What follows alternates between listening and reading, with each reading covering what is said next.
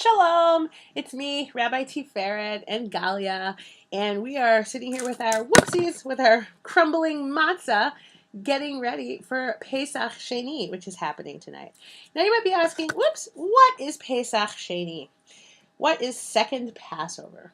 Well, in the Torah, in the book of Numbers, God once again gave us the instruction to keep the Passover. And a couple of people said, hey, I can't keep Passover at 14 Nisan because we came in contact with dead bodies. So what are we supposed to do? Right? And our tradition is incredibly reasonable. You know, I could imagine some people saying, well, tough nuggies, maybe next year you can make it to Seder.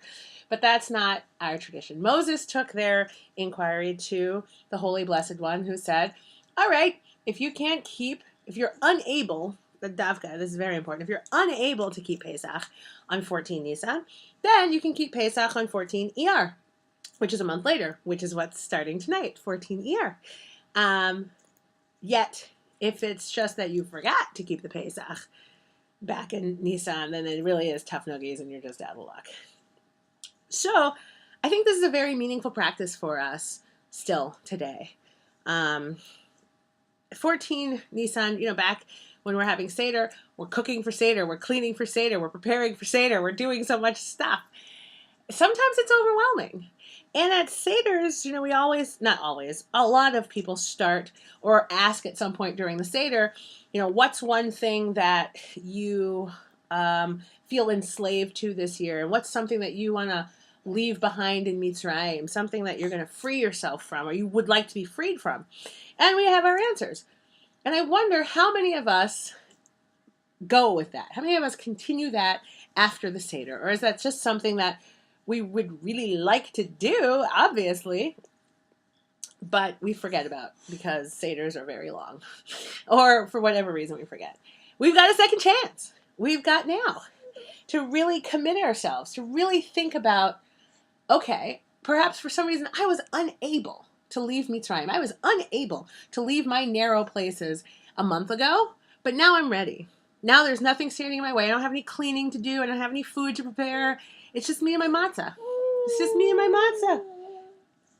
So I invite you to also use this day, 14 ER, which starts tonight and all day tomorrow, to think about what is it that you may have said at the Seder that you're not following through with. Or maybe this is your first time hearing this question. What is something that you would like to be freed from? You want to be taken out of Mitzrayim, your narrow places, something that you feel completely enslaved to, and you just want to be done with and taken out. And as you're munching, if you have any matzah left, munching on your matzah with every bite, think about those bites as being steps out of that Mitzrayim. For me this year, sugar is my Mitzrayim. Sugar is in everything. It's incredibly oppressive to try to have a sugar-free lifestyle. My husband Joel, whom if you haven't met, you will soon meet, leads a sugar-free, gluten-free, dairy-free, and sugar-free lifestyle because it helps control his Tourette's. And it's amazing that what kinds of things you'll find sugar in. So it's there. It's pervasive. So I would like to be freed from the plague of sugar in this coming year. And I'm starting today with Pesach Sheni. I'm taking a look. Oh, there's 2 grams. There's 2 grams of sugar in my matzah. Sugar's really in everything. So, yes, I invite us all to use this second Passover as a chance to really, really accept the invitation to be freed from Mitzrayim. Chag Pesach Sheni Sameach.